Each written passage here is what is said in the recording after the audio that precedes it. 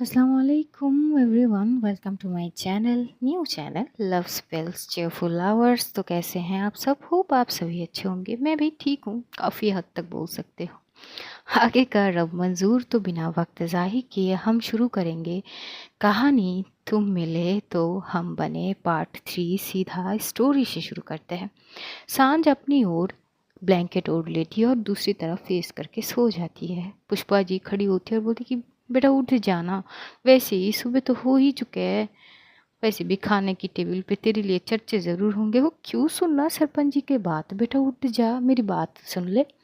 लेकिन सांझ को इन सारी चीज़ों से कोई मतलब ही थी नहीं। वो एकदम से ब्लैंकेट के अंदर से ही बोलती कि एक काम करो पुष्पा जी, जाके अपनी परंपरा को निभाओ, मैं ना उठने वाली इतनी सुबह, मुझे सोने दो, बख्श दो मुझे। ये बोलते हुए वो और इस साइड पे पलटती ही नहीं है। सांझ की दादी जी एकदम से पुष्पा जी की ओर देखते बोलती कि तुझे तो पता ही है ना इसके बारे में, तो क्यों बार बार इसके पीछे लगना, चल हम सब चलते हैं। ये बोलते हुए सब एक एक करके सांझ के कमरे से निकल जाती है। सांझ जैसे ही सब लोग निकल जाते हैं वो एकदम से उठ के बैठती है और बोलती है, आए बड़े जल्दी जल्दी उठने वाले लोग, करो अपनी मन मर्जी, मुझे ना उठने वाली, मैं ना उठने वाली। ये बोलती को फिर से सो जाती है।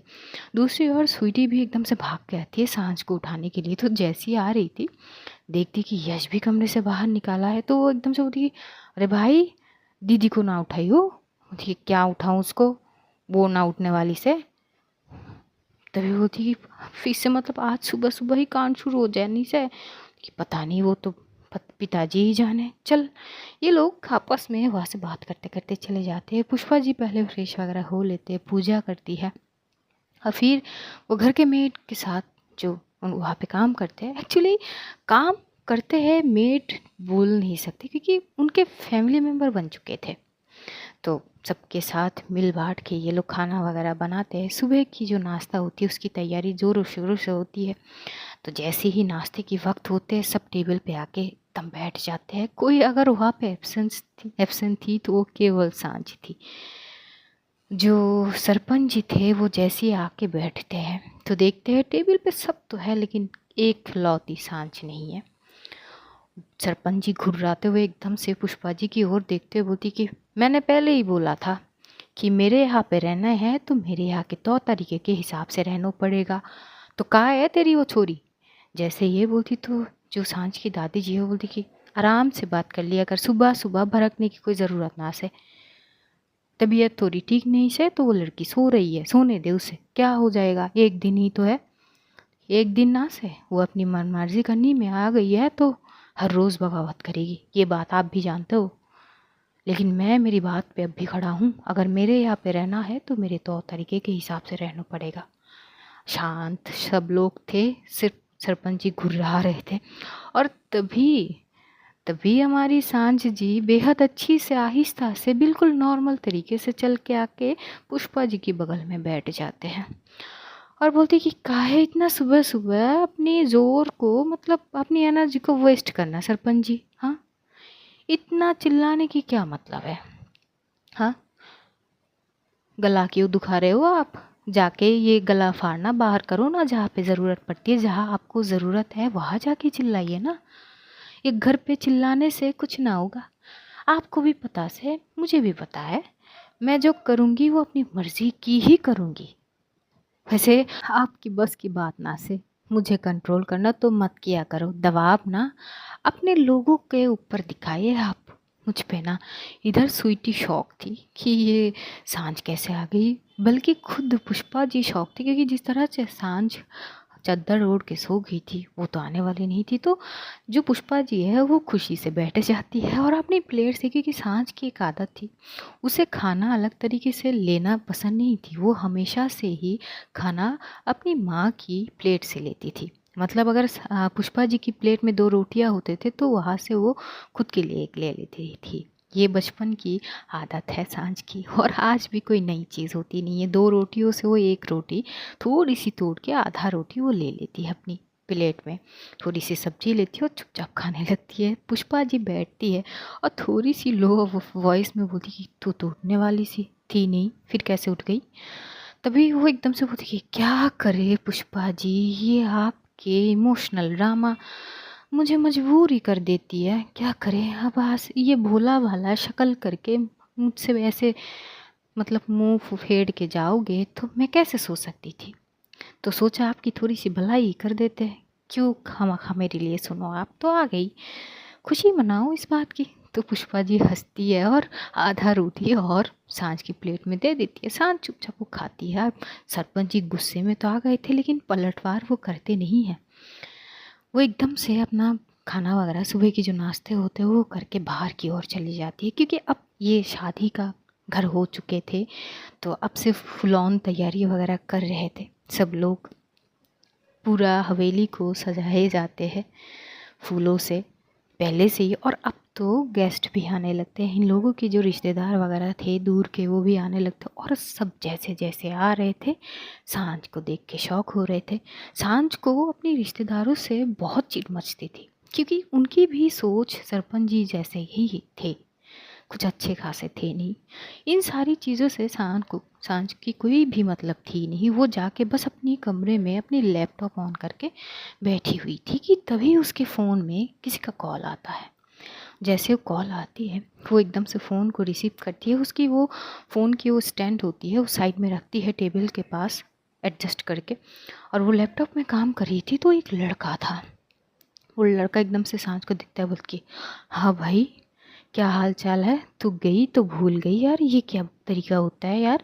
हाल चाल पूछ लिया कर, जिंदा हूँ कि मर गया, कम से कम हाय हेलो कुछ भी तो बोल लिया कर। 2 3 दिन हो गए हैं तुझे वहाँ जाने के लिए, हम सब परेशान है यार। सांझ क्या कर रही है तू। और तभी उसी वक्त वहाँ पे स्वीटी पहुँचती है ये बोलने के लिए कि बहुत सारे गेस्ट वगैरह आ गए हैं, और इनके एक चाची जी थे जो सांझ से मिलना चाहते थे। उनको पता चली है कि सांझ आई है, तो बड़ी उत्सुकता से सांझ से मिलना चाहती थी, तो इसीलिए स्वीटी बुलाने आई।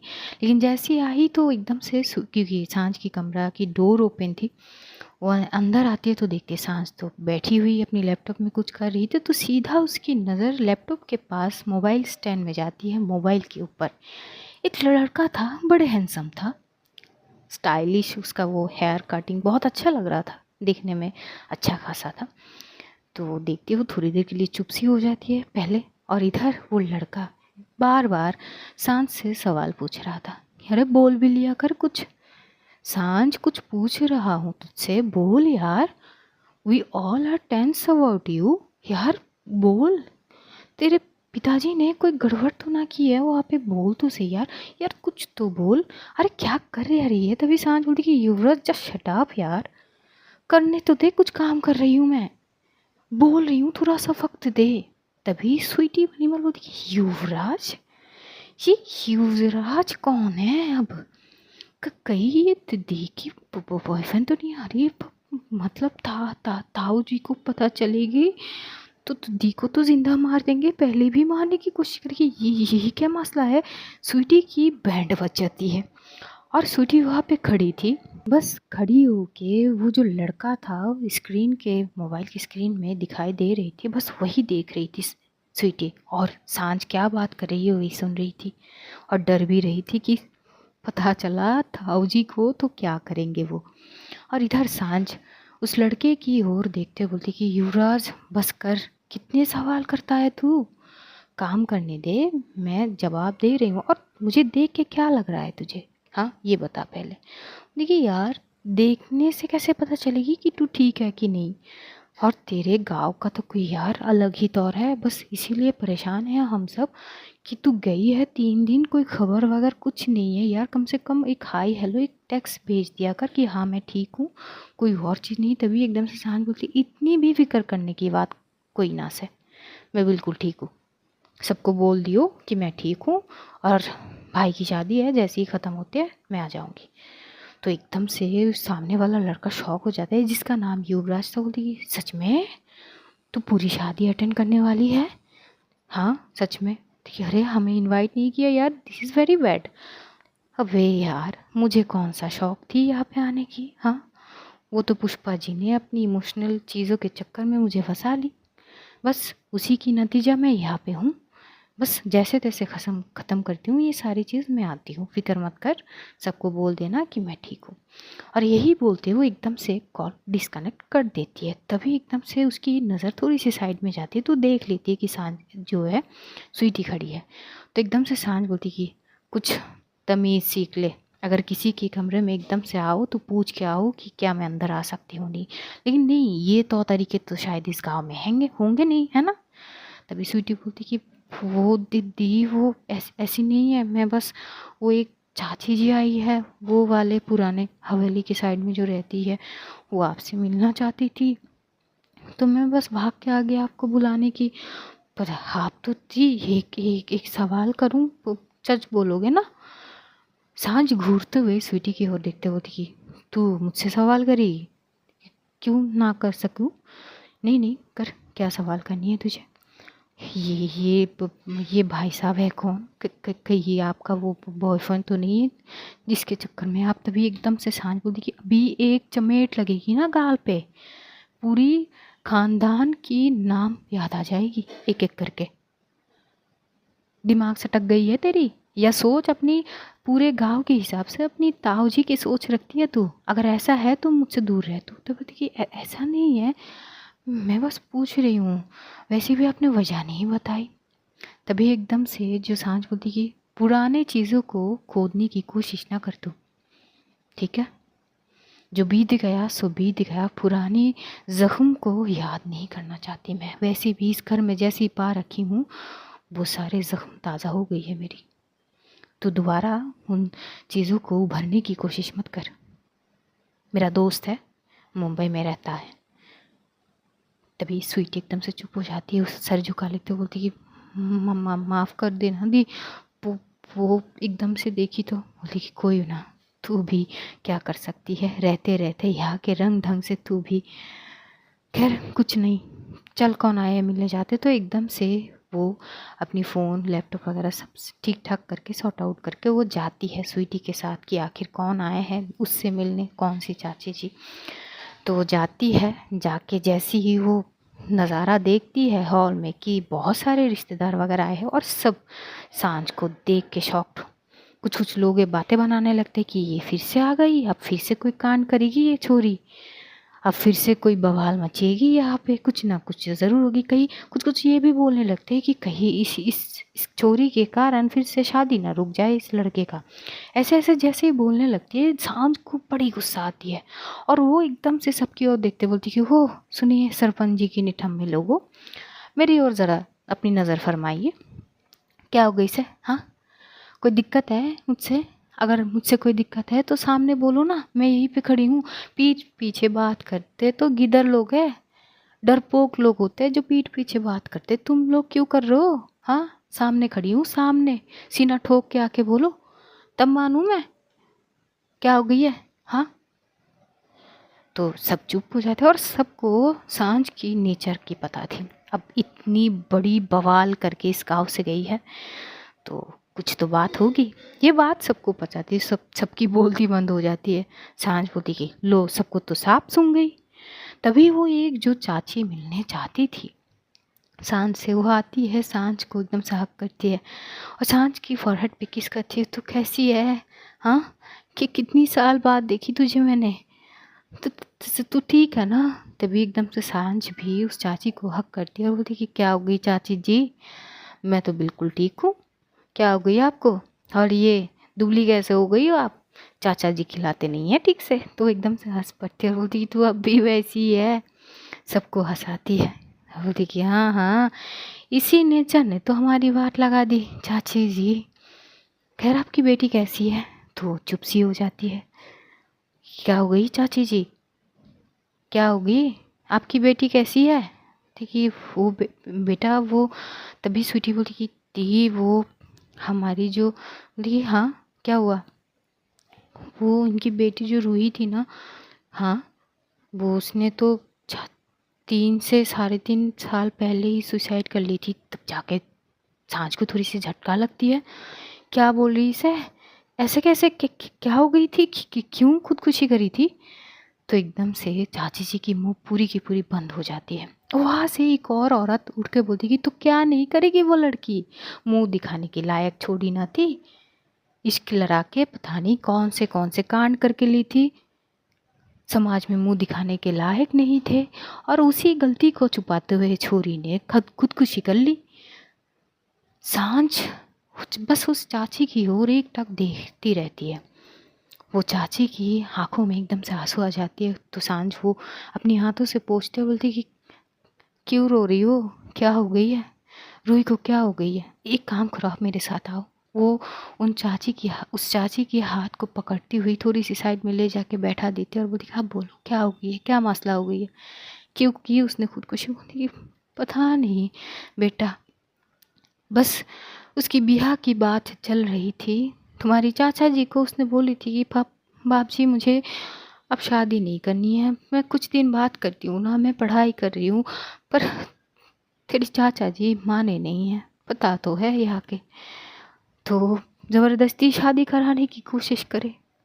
फिर एक दिन पहले है वो भागने की कोशिश करी थी, बाद में पता चला किसी लड़के को पसंद करती थी, वो लड़का भी पसंद करता था, वो लड़का भी हमारे पास आ चुके थे। हाँ, ये बात रूही को पता ना थी। वो लड़का आके हमसे बात करने की कोशिश करा था, पर तेरे चाचा जी ने उसको 1 मिनट के लिए बर्दाश्त नहीं किया, उसको मार के भगा दिए कि हमारी घर की लड़की को वो लोग उस घर में ब्याह नहीं कराएंगे। तो लड़का चला गया और कुछ ही दिन बाद रूही की शादी तय कर दिए गए। रूही शादी करना नहीं चाहती थी, इस बीच उसके साथ बहुत कुछ हो गई, मैं किसी को बता नहीं सकती बेटा, और आखिर पे मेरी बेटी हार मान ली खुद से, और मैं माँ होकर भी कुछ न कर सकी, और चली गई मेरी बेटी अकेली छोड़ के। सांझ एकदम से हक करते हुए, कोई बात नहीं है, मैं हूँ ना, मैं भी तो बेटी हूँ, कोई बात नहीं, चलो वो आज़ादी हो गई है, वरना सोचो अगर वो जिंदा रहती तो हर रोज़ मरती। तो चाची जी आपको नहीं लगता क्या हर रोज़ मरने से अच्छा है कि एक ही बार में किस्सा ख़त्म कर जाए। तो उसने खुद को आज़ाद कर लिया है, कोई बात नहीं। तो वो चाची जी सांझ को हक करके बहुत ज़्यादा रोती है। स्वीटी को भी थोड़ी बहुत रोना मतलब आंखों में आंसू आ ही जाती है, तो वो साइड में चली जाती है। कुछ देर बाद में एकदम से वहाँ पे जो यश के होने वाले ससुर जी है वो कुछ लोगों को लेके आते हैं, और साथ साथ सरपंच जी भी एकदम से आके हॉल में बैठ गए थे। और वहाँ पे से जो सारे औरतें होते वो एकदम से उठ के दूसरी तरफ चले जाते हैं, क्योंकि अब सारे आदमी बैठ के बात करेंगे तो वहाँ के तौर तरीके ही अलग होते हैं। वो सारे औरतें एकदम से साइड चले जाते हैं। अब हॉल में बैठे कुछ बातचीत हो रहे थे, बातलाप हो रही थी। तो सांझ उस चाची को थोड़ी बहुत संभाल लेती है, हौसला देती है कि कोई बात नहीं, और वो भी समझ जाती है। फिर उनको लेके वो अपनी माँ के पास जाती है, पुष्पा जी के पास, और बोलती है इनको थोड़ा पानी वगैरह पिला। तो वहीं से सांझ थोड़ी सी साइड होके चलती हुई हॉल के साइड से थोड़ी सी हवेली से बाहर जाएगी कि तभी उसके कान में कुछ लेने देने की बात वगैरह हो रही थी। मतलब यश लड़का है तो लड़की वालों में से कुछ ना कुछ तो उसके लिए देने पड़ेंगे। तो जो प्रीत के और वृंदा यानी प्रीत की जो बहन है, इन दोनों के जो पिताजी हैं वो बातचीत कर रहे थे कि सरपंच जी वैसे आपको क्या चाहिए, जो भी चाहिए, वैसे भी हम बेटी दे रहे तो कुछ कुछ बातें वो सुन लेती है। सांझ को इन सारी चीज़ों से सख्त नफरत थी, और जैसे ये लेने देने की बात वो सुनती है उसकी दिमाग पूरी एकदम से पारा हाई हो गई। वो पहले कुछ देर तक खड़ी होके वहाँ पे जो कन्वर्सेशन हो रहे थे वो सारी की सारी वो खड़ी होके चुप से सुन रही थी, और सरपंच जी भी बात कर रहे थे। वहाँ पे जो कन्वर्सेशन चल रही थी वो एक्चुअली दहेज के हो रहे थे, और सांझ को इस चीज़ से सख्त नफरत थी। वो एक साइड में खड़ी थी और पूरी बात सुन रही थी, और जैसे जैसे सुन रही थी उसके खून खोल रहे थे। जो सरपंच जी थे वो बस हामी भर रहे थे कि हाँ ठीक है, ये ठीक है, वो ठीक है। और यश यश तो चुप था, पिताजी के आगे वो ना बोल सकता है और ना कुछ कर सकता है। सब वहाँ पे बात कर रहे थे, लेकिन जैसे जैसे बातचीत आगे बढ़ रहे थे सांझ की सच में दिमाग की पारा हाई हो जाते। अब वो मतलब सहन ही नहीं कर पाती है। वो एकदम से वहाँ से पलट के आती है, सबके सामने एकदम से आके बीचों बीच खड़ी हो जाते हैं। सब शॉक होते हैं कि एकदम से ये अचानक से आ गए। सरपंच जी एकदम से खड़े हो जाते हैं। जो सांझ के चाचा जी भी है, वो भी खड़े हो जाते और ये जो यश था वो तो शौक होता है कि इस तरह से वो आके सबके सामने खड़ी हो गई। और जो हमारी सांझ थी वो एकदम से यश के शोल्डर पे टैप करती है और बोलती कि तू खड़ा हो जा। यश बोलती कि सांझ क्या हो गई से, बोलती कि तू खड़ा हो जा पहले। तो यश एकदम से खड़ा हो जाता है और जो सरपंच जी थे वो तो वैसे ही सांझ को बर्दाश्त ही नहीं कर सकते थे। अब इस तरह से बर्ताव, वो गुस्से में आ जाते, अपनी मुट्ठी को कंचते हुए कुछ बोलने लगेंगे कि तभी यश के जो चाचा जी थे वो एकदम से बोल पड़ते कि छोरी बावला गई से क्या, क्या हो गई है, हम लोग यहाँ बड़े बात कर रहे हैं, तू साइड में चली जा, जाके अपनी माँ की मदद कर। तभी एकदम से सांझ बोलती कि अच्छा चाचा जी, मुझे तो नज़र आ ही रही से कि क्या बात कर रहे हो, कौन सी विषय में बात कर रहे हो, वैसे कानून के बारे में कुछ पता भी है? खैर आप लोग क्या सोचोगे, आप लोगों तो आंखों में पट्टी डाल के रखे है ये सरपंच जी ने। तो जो सांझ की पिताजी है वो एकदम से घुर्रा के देखते हैं। सांझ एकदम से बोलती कि ये आंखें का है, किसको दिखा रहे हैं आप, आपकी आंखों से ना डरती हूँ मैं। हाँ, ये आंखें अपने पास रखो, अपने गाँव वालों के ऊपर दिखाओ, मुझ पे ना दिखाओ, कोई असर ना होगी। और यश तेरे तो मौज ही मौज है, क्या बात है, बचपन से तुझे ना रोका गया ना टोका गया, जो मर्जी आता गया। हालांकि तू हाँ अच्छा है, तेरे अंदर कुछ अच्छे क्वालिटीज़ भी है, पर यार माँ मौज तो तेरी है। हाँ, तुझे ना रोका गया ना टोका गया, सब कुछ तो अपने हिसाब से करता गया, और अब तो और भी मौज है, तुरे तुझे बेचने की तैयारी कर रहा है। तो मैं ये सोच रही हूँ कि अब तुझे बेच के वो लोग अपनी बेटी दे रही है, तो क्यों ना ये बोली हवेली के बाहर लगाई जाए। हाँ, मज़ा आ जाएगी। सरपंच का बेटे का बोली लगने वाले हैं, वो बिकने जो वाली है ना, सही है ना। सब लोग घूर के देखने लगते हैं और एकदम से सरपंच जी बोलते कि बौखला गई हो, हाँ, दिमाग सटक गई तुम्हारी, और तुम्हारी हिम्मत कैसे हो गई हमसे इस तरह से बात करने की। तभी एकदम से जो सांझ बोलती कि जी हिम्मत की तो बात ना करे सरपंच जी, हिम्मत ही हिम्मत है हम पे, ये बात आपसे बेहतर कौन जाने। हाँ, आपसे बेहतर तो कोई नहीं जा सकता, और मुझको भी मतलब मेरे अंदर जो है कहीं ना कहीं वो आप ही की तो खून है। हाँ, और हिम्मत की तो बात आपकी मुंह से शोभा नहीं देते सरपंच जी। और यश, चल तू मेरे साथ बाहर चल, तेरी बोली लगाते। और आइए आइए अंकल जी, जो प्रीत की पिताजी है उनकी ओर देखते बोलते कि आइए हम बाहर जाते, मैं बोली लगाऊंगी और आपको जो सही लगे उस पे थप्पा लगा देना, बस हो जाएगी बेटे हमारे आपके, खरीद लेना। वैसे उसी का तो प्रोसेस चल रहा है यहाँ पे।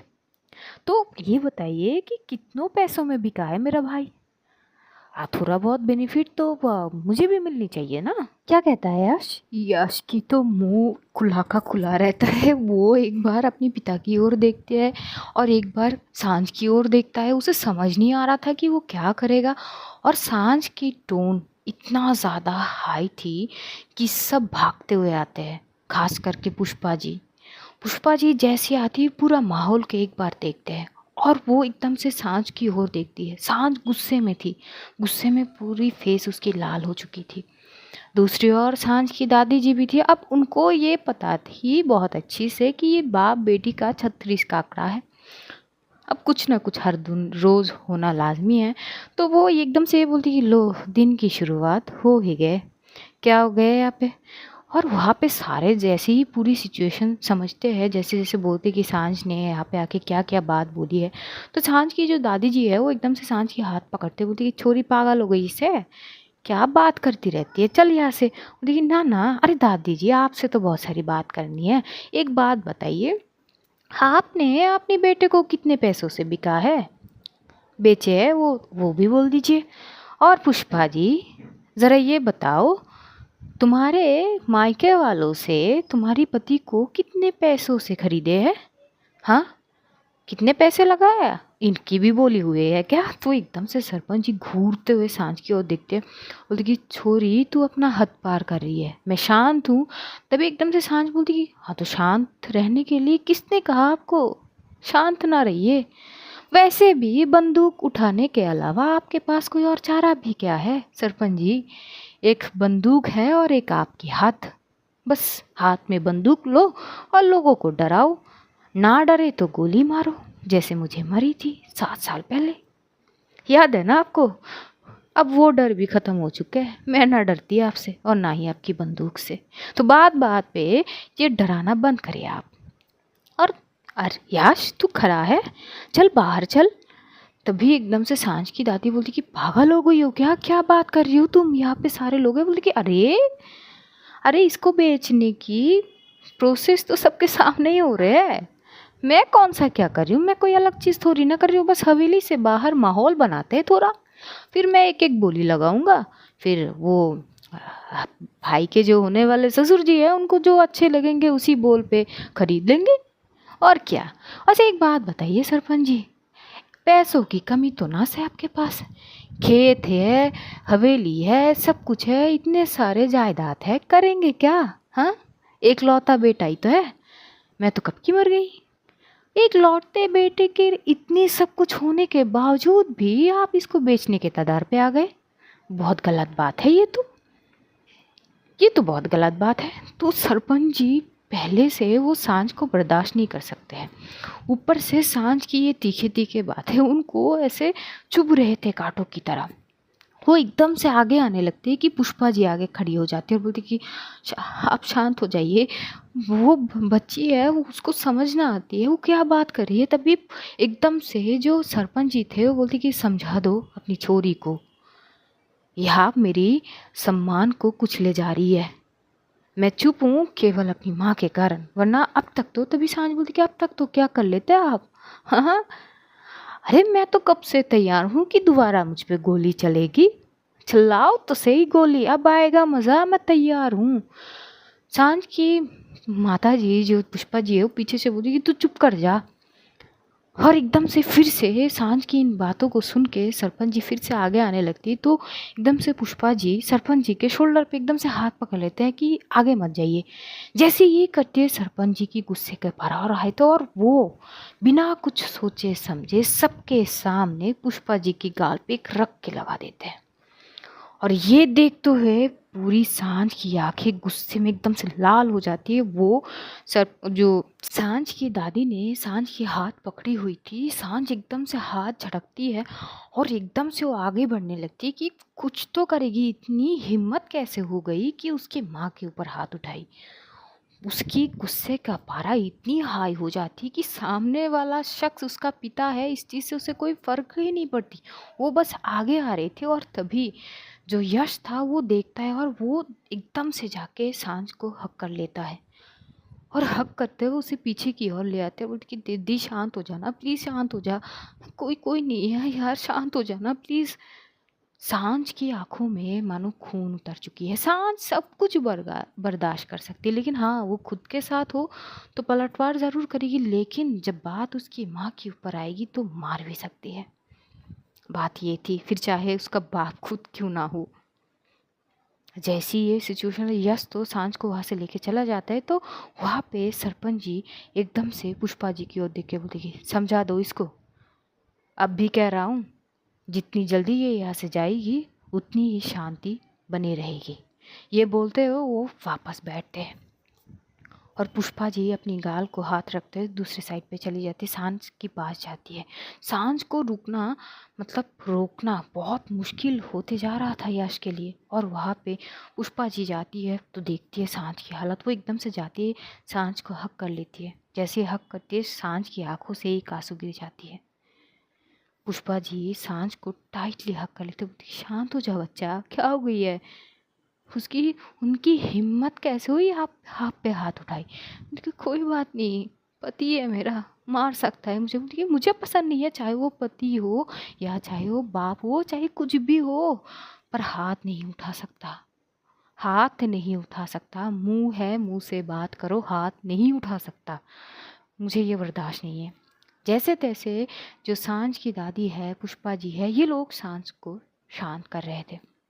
सांझ की दादी माहौल को देख के थोड़ी सी बाहर जाती है सरपंच जी को समझाने के लिए, तो वो जाते हैं बोलती कि तू पागल हो गई से क्या, हाँ क्या हो गई है तुझे, सरेआम बहू के ऊपर हाथ उठाया, गलत बात है ये तेरा। ये सीख ना दी है मैंने तुझे। तो सरपंच जी अपना सर झुका लेते हैं। सरपंच जी अगर किसी के सामने अपना सर झुकाते हैं तो केवल अपनी माँ के सामने वही करते हैं। और वहाँ पे माहौल को देखते हुए जो प्रीत की पिताजी है वो बोलते कि आप भाई साहब मैं चलता हूँ, बस लेने देने के बाद कल कर लेंगे। तभी एकदम से सरपंच जी अपने सर उठा कर बोलते कि मुझे कुछ ना चाहिए, बस अपना बेटी दे दियो, यही बहुत बड़ी बात है, वैसे कोई कमी ना है हमारे पास। अचानक से सरपंच जी की मुंह से ये बात सुन के सब शॉक हो जाते हैं, क्योंकि ये रीत चलते आए हुए हैं। आप चाहे मांगो या ना मांगो, अगर बेटी की बाप हो तो बेटी की तौर से दहेज के रूप में बहुत कुछ दिए जाते हैं लड़के वालों को। ये रीत वो चलते आए हैं समय के साथ साथ। लेकिन अचानक ये सुनना सबके लिए थोड़ी सी हैरानी की बात तो थी। लेकिन ये बात सुन के सांझ की दादी जी की फेस पे एक स्माइल आ जाती है। वो वहाँ से चुप से हट जाती है और सब लोग, जो प्रीत की पिताजी थे, वो एकदम से सर झुका के अपना हाथ को जोड़ के बोलती कि धन्यवाद। तो एकदम से बोलती कि धन्यवाद की कोई ज़रूरत ना से, जा शादी की तैयारी कर तू। वो बोलते हैं और सरपंच जी दूसरे साइड से होके अपने भाई को लेकर हवेली से बाहर हो जाते हैं। वहाँ सांझ को शांत कर लिए जाते हैं। यश भी आता है, बोलती कि क्या हो गया है, इतना गुस्सा क्यों। सांझ बोलती कि क्या इतना गुस्सा क्यों, माँ के ऊपर हाथ उठाया, कुछ कर नहीं सका तू, हाँ इतनी लाचार है तू। अरे तू अपने माँ के लिए बोल ना सका, कल को अगर तेरी बीवी के ऊपर कोई कुछ बोलेगा तब क्या करेगा, ऐसे ही चुप खड़ा रहेगा अपनी बाप के आगे। हाँ, जो अपने माँ के लिए स्टैंड ना ले सका वो अपनी बीवी के लिए क्या खाक लेगा। हाँ, पता नहीं उस लड़की की ज़िंदगी कहीं तबाह ना हो जाए। तभी एकदम से पुष्पा जी बोलती कि चुप कर जा तू, मेरी कसम अब एक और शब्द तेरी मुंह से ना आनी चाहिए। तो सांच एकदम से चुप हो जाती है। बोलती कि क्या हर बात पे बगावत पे आ जाती है तू, कितना समझाती हूँ तुझे, मत कर मत कर, क्या चाहिए तुझे, तू मुझे पक्ष दे। अगर तू मुझे थोड़ी दिन के लिए खुश देखना चाहती है तो बस शांत रह जा, बस 3 दिन की बात है, 3 दिन के बाद तू वैसे भी चली जानी है यहाँ से। फिर पता नहीं कब मैं तेरी ये शक्ल देख पाऊँ कि नहीं पाऊँ, या ऐसी भी हो सकती है कि बिना देखे मैं मर जाऊँ। तो भी शांत बोलती कि चुप कर जा पुष्पा जी, क्या बोली जा रही है, पागल हो गई हो क्या। पागल ही तो हूँ मैं, पागल ही हूँ। पति मेरी सुनती ना है, बेटी के साथ मैं रह नहीं सकती, ना अपने पास रख सकती हूँ, ना मैं तेरी जिक्र भी कर सकती हूँ, तो मैं बेबस हूँ। तू क्यों कर रही है, बस 3 दिन बाद है, शांति से रह जा यहाँ पे। फिर तुझे जहाँ जानी है, जो भी करना है तू कर लेना। 3 दिन बस, मुझे 3 दिन दे दे तेरी जिंदगी से और शांति से। सांझ चुप हो जाती है। पुष्पा जी की आंखों में वो आखिर आंसू देख ही नहीं सकती है। वो पुष्पा जी की आंखों से आंसू को पूछते बोलती कि ठीक है 3 दिन चाहिए ना तो ले ले, कुछ ना बोलूँगी अब मैं, खुश हो जा सारे के सारे। ये बोलते हुए सांझ वहाँ से चली जाती है अपने कमरे में। माहौल वहाँ के थोड़ी बहुत अब थोड़ी थोड़ी ठीक होने लगती है। दादी जी आती है और वो बोलती है कि चल, गुस्से गुस्से में ही सही, पर तेरे पति को कुछ तो असर हुआ भी। पुष्पा जी बोलती कि मतलब, जो दहेज देने की बात हो रही थे इतनी देर तक, तेरे पति ने उस चीज़ लेने के लिए इनकार कर दिया। तो पुष्पा जी भी थोड़ी सी शौक होते कि ये चमत्कार कैसे हो गए। यश भी थोड़ा सा शॉक्ड होता है और यश जाता है सांझ के पास, लेकिन सांझ उससे बात नहीं करती है। बोलती कि यश तू जा कमरे से, मुझे थोड़ी देर के लिए अकेले रहने दे। तो यश चला जाता है। जैसे जैसे वो दिन भी चले जाते हैं, देखते देखते एक दिन और बीत जाते। इस दौरान उस दिन सांझ बिल्कुल शांत थी, क्योंकि जैसे कि पुष्पा जी ने कही थी बस 3 दिन की बात थी।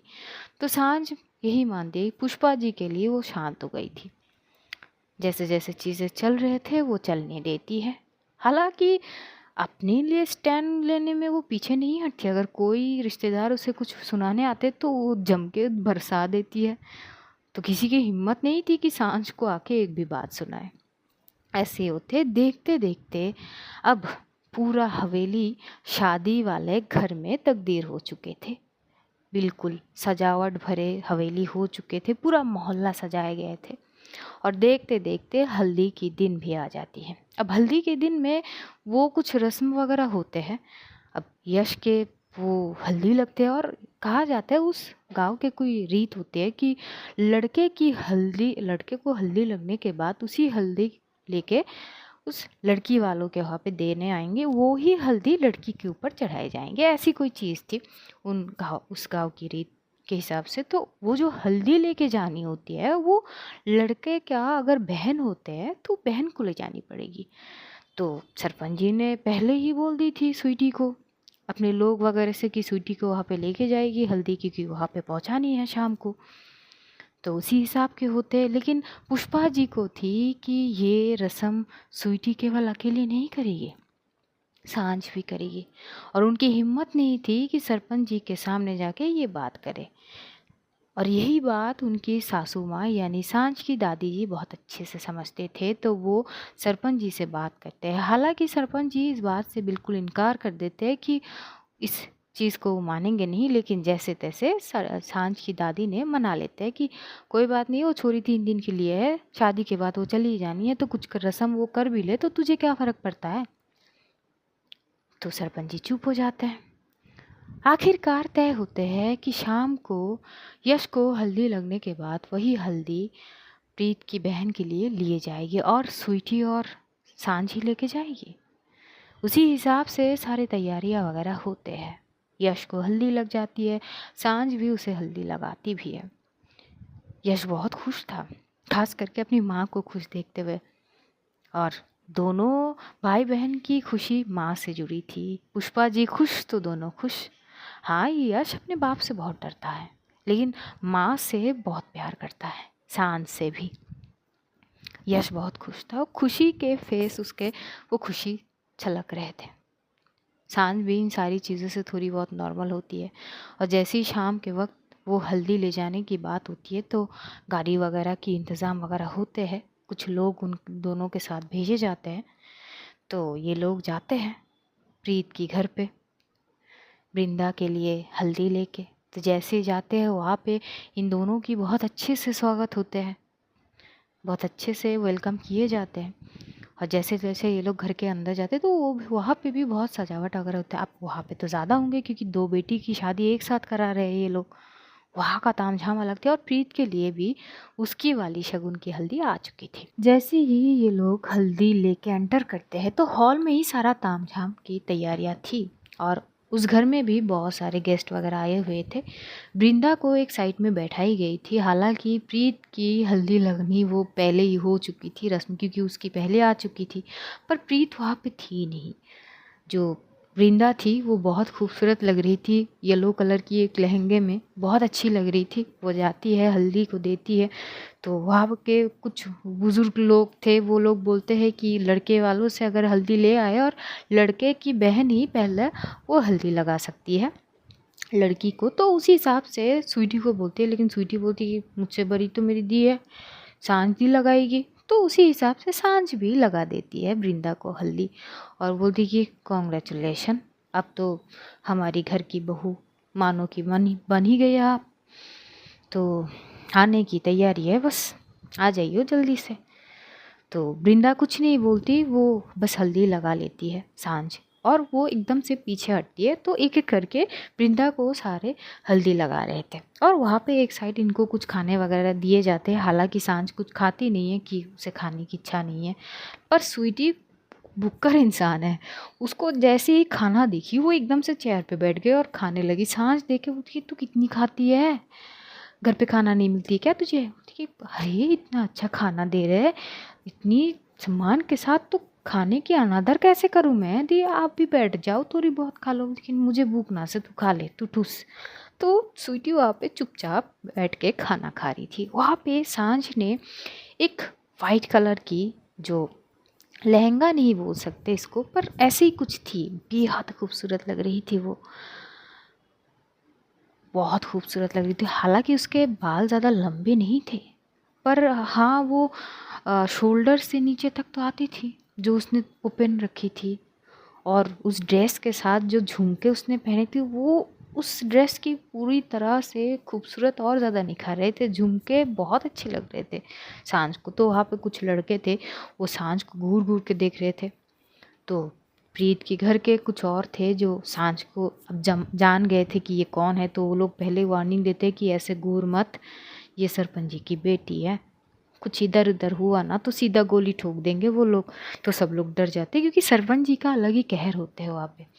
तो सब लोग अपनी नज़र हटा लेते, पर सांझ बला की खूबसूरत लग रही थी और वो इधर उधर देख रही थी। सब तो थे वहाँ पे, अगर कोई थे नहीं तो प्रीत थी। पता नहीं सांझ को क्या सोची कि वो एकदम से साइड पे खड़ी रही। जो प्रीत की माँ थी वो सांझ से थोड़ी बहुत बात कर रही थी, घर के बारे में पूछ रहे थे। तो एकदम से सांझ बोलती कि एक बात बताइए आंटी जी, आपकी छोटी बेटी कहाँ है? उसकी भी तो हल्दी है आज। तो ये हाँ हाँ, वो उसको हल्दी लग चुकी है, वो इधर कहीं होगी, पता नहीं कहाँ है। बोलती कि चलो ठीक है। और उसी वक्त सांझ के फ़ोन में कॉल आती है। वो फ़ोन देखती है तो शायद मुंबई से किसी की कॉल थी और वहाँ पे इतना शोर, गाना वगैरह बज रहे थे। तो ये सांझ थोड़ी सी बाहर की ओर जाती है उस साइड से, और स्वीटी तो खाने में लगी थी। और सांझ बात करते करते एकदम से वो फ़ोन पे बात कर रही थी किसी से, लगभग 5 मिनट से वो बात कर रही थी कि तभी बात करते करते वो एकदम से एक साइड पे देखती है तो जहाँ से अपनी दबे पाँव से भागते हुई जो होते हैं ना, उसको पायल की वो छम आवाज़ उसकी कान में एकदम से लगती है। जैसे ही वो करती तो वो अपनी फ़ोन को थोड़ी सी साइड करके वो साइड में देखती है थोड़ी गौर से कि ये घुंघरू की आवाज़ या पायल की आवाज़ कहाँ से आ रही। जैसे ही देखते हैं साइड में प्रीत आ रही थी, वो भी एक येलो कलर की लहंगा पहनी हुई, बेहद खूबसूरत लग रही थी। और उसके घने लंबे बाल वो भी खुले हुए थे, माथे पे कुछ डिज़ाइन वगैरह से फूलों से वो अलग ही स्टाइल से बांधी गई थी, पर बाल ओपन थे। वो दबे पाँव से चलती हुई आ रही थी, उसके गाल पे हल्दी लगी हुई थी, हाथ पे लगी हुई थी, पैर पे लगी हुई थी। उसकी दुपट्टा थोड़ी साइड में हुई थी तो थोड़ी सी पेट के साइड में दिखाई भी दे रही थी। बड़ी अट्रैक्टिव थी प्रीत। वो भागती हुई जैसे आ रही थी, सांझ थोड़ी देर के लिए वहीं पे खड़ी हो जाती है जो फ़ोन पे बात कर रहे थे। दूसरी तरफ से एक लड़की की आवाज़ आ रही थी, सांझ बोल यार कुछ, अरे तू एकदम से शांत क्यों हो गई? हेलो सांझ, मैं तुझसे बात कर रही हूँ। सांझ यार कहाँ मर गई तू? सांझ बोली कि हाँ हाँ। ये क्या हाँ हाँ कर रही है तू? कहाँ ध्यान चली गई तेरी? अरे अरे पूछ रही हूँ कि कब तक आएगी तू, बोल कुछ। अरे बहुत इंपॉर्टेंट केस में फंस गई यार, मुझे तेरी हेल्प चाहिए यार, बात तो सुन ले। सांझ को पता नहीं कुछ सुना ही नहीं दे रही थी, वो प्रीत को एकटक देख रही थी। और तभी एकदम से प्रीत के सामने कुछ बच्चे आ जाते हैं तो थोड़ी सी खड़ी हो जाती है और बोलती है अरे आराम से चलो तुम सारे, अभी तो गिर जाती मैं। और फिर से जैसे ये बच्चे हट जाते हैं, प्रीत एकदम से उस साइड से, थोड़ी सी अलग साइड थी, आंगन जैसे होते हैं ना, उस साइड से जैसे ही घर के अंदर एंटर करेगी तो एकदम दरवाजे के ही तो दहलीज होती है वहाँ से वो एकदम से एंटर करके, पता नहीं वहाँ पे कुछ पानी सी गिर गई थी या फिर जूस बोल सकते हैं जो गिरी हुई थी। वो एकदम से उसमें स्लीप होती है, जैसे स्लीप होती है क्योंकि सांझ की नज़र उसी पे ही थी। सांझ एकदम से बस 5 कदम की दूरी में थी खड़ी हुई, अपनी फ़ोन कान में रखती। वो एकदम से साइड आती है, एकदम से सांझ के हाथ से पकड़ती है और बोलती है अरे संभाल के देख के चल। और जैसी ये बोलती है, जिस तरह से वो पकड़ती है, एकदम से जो प्रीत है डर के मारे सांझ की ड्रेस को पकड़ लेती है, जो दुपट्टा वो अपनी ओर ओढ़ी थी, साइड साइड करके पिन अप करके उसके ऊपर एकदम से कस के पकड़ती है। तो एक हाथ सांझ की चेस्ट साइड पे चली जाती है और प्रीत की तो पूरी हाथ में हल्दी लगी हुई थी और एकदम से वो होते हैं ना जी, एकदम से गिरने लगते, एकदम से सहम सी जाती है डर के मारे, वो पूरी उसकी सीने के साथ चिपक जाती है। और इसके कारण प्रीत के पूरे शरीर की हल्दी लगभग बहुत ज़्यादा सांझ की ड्रेस पे लग चुकी थी। वैसे सांझ को थी कि ये गिरे ना, तो सांझ बोली कि छोरी तू हमेशा भागती क्यों रहती है और तुझे मैं ही मिलती हूँ? हाँ, देख लिया कर पानी या पता नहीं क्या गिरी है नीचे, ऐसे जो भागते जा रही है तू, देखा नहीं चली जाती तुझसे। तभी प्रीत एकदम से आंखें खोलती तो वो सांझ को देख के डर जाती है और एकदम से पीछे जाने लगती है। बोलती कि आप यहाँ पे, क्या मैं यहाँ पे? लेकिन वो मैंने देखी नहीं। तभी प्रीत और ज़्यादा शौक होती है सांझ की ड्रेस को देख के, और वो एकदम शांत हो जाए, डर के मारे उसकी हाथ कांपने लगते। तो सांझ बोलती है अब तुझे क्या हो गई। लेकिन जैसी वो ये देखती है, वो प्रीत की हाथ की ओर नज़र देती है, तो प्रीत की हाथ गाल पे तो पूरी तरह से हल्दी लगी हुई थी। और तब जाके जब वो खुद को देखती है तो भाई साहब उसकी पूरी की पूरी वो कपड़े ख़राब हो चुकी थी, वो भी वाइट कलर की ड्रेस थी। और स्वीटी बस खाना खा के सांझ को ढूंढने के लिए बाहर आई थी, और वो देखती तो वो बोलती कि वो लो जी हो गए बेड़ागर्क। अरे प्रीत जी, आपने तो हमारी दी की ड्रेस ही खराब कर दी यार। अरे सांझ दी। सांझ एक बार अपनी ड्रेस की ओर देखती है और एक बार प्रीत की ओर। प्रीत डर के मारे अपनी आंखें एकदम से झुका ली थी और वो डर रही थी। सांझ को ये समझ आ रही थी कि ये डर गई है, लेकिन उसे गुस्सा भी आ रही थी। और वो एकदम से आगे जाती है तो प्रीत एकदम से पीछे होने लगता है और बोलती है वो मैंने जानबूझ के नहीं की। वो आप ही ने तो मुझे खींची है अपनी तरफ। तभी एकदम से सांझ बोलती कि तुझे गिरने के लिए, एक बात बता, तू जानबूझ के करती है क्या ये सब। हाँ, मेरे सामने आके तू गिरती है, मेरे ऊपर गिरती है, और अब मैं घर कैसे जाऊं इस हालत में। और तभी प्रीत की माँ भी आती है और ये हालत देख के तो वो भी शॉक हो जाती है, बोलती कि अरे बेटा ये क्या हो गई है। तभी स्वीटी बोलती कि वो आंटी जी, ये तो प्रीत जी ने दी की कपड़े ख़राब कर दिए। वो गिरने वाली थी, हमारी दी ने बचा ली। अब इसी चक्कर में उनके कपड़े ख़राब हो गए। तो वहाँ पे बातचीत होने लगती कि अब क्या करेंगे। तो सांझ को इन सारी चीज़ों से कोई ज़्यादा फ़र्क नहीं पड़ता, बोलती कोई बात ना से, और तू अपना कान और आंखें खोल के चला कर, गिरती पड़ती रहती है, चल जा यहाँ से। तो प्रीत एकदम से भागते हुए अंदर की तरफ चली जाती है। सांझ फिर से अपनी ओर देखते हुए बोलती कि ये क्या मुसीबत है, इस लड़की को मेरे अलावा और कोई दिखती नहीं है क्या, पूरी कपड़े ख़राब कर दिए। तभी एकदम से स्वीटी बोलती कि वैसे आपने कसम खा के रखी थी ना कि आप हल्दी छुओगे नहीं। पहली चीज़ तो आपने भाभी के ऊपर हल्दी लगा के ख़त्म कर दिया। आप जो कसर रह गई थी वो प्रीत जी ने ठीक कर दी। अब पूरी की पूरी हल्दी में आप रंग चुकी हो। मैं तो ये सोच रही हूँ जब आप घर जाओगे, ताऊ जी जब आपको इस हालत में देखेंगे तो। सांझ घूरते देखते बोलती कि तू फिर से बोल। तो स्वीटी बोलती कि मैं कुछ ना बोली, मैं कुछ ना बोली। तभी सांझ के फ़ोन में उसकी पुष्पा जी की कॉल आती। तो फ़ोन रिसीव करते बोलती कि हाँ जी, ये कहाँ रह गई है, अभी तक हुआ नहीं क्या। ठीक है, हाँ हाँ बस आ रहे हैं हम। देखिए क्या हो गई है, इतनी गुस्से में बात कर रही है कि कुछ नहीं, घर आके वैसे भी पता चल जानी है। ये बोलते हैं ये लोग वहाँ से सबसे विदा लेके चली जाती है। और पूरी रास्ते सांझ ये सोच रही थी अब इस कपड़े तो खराबी हो चुके हैं, अब इसका क्या करेंगे। और स्वीटी डर रही थी कि घर जाके ताऊ जी से सामना होगी तो ताऊ जी क्या बोलेंगे। जैसे ही लोग एंटर करते तो वाकई में प्रीत की हालत, जो सांझ की हालत देखे सब लोग शॉक हो जाते हैं कि ये हालत कैसे हुए। सांझ की दादी जी आते हैं, बोलती कि लड़की को हल्दी देने गई थी या खुद हल्दी में रंगा क्या की तू, क्या हो गई तुझे। तो सांझ बोलती कि ले लो मज़े, आप ही की कसर कामी थी, आप पूरी कर लो, वैसे भी किस्मत तो मेरी ही फूटी है।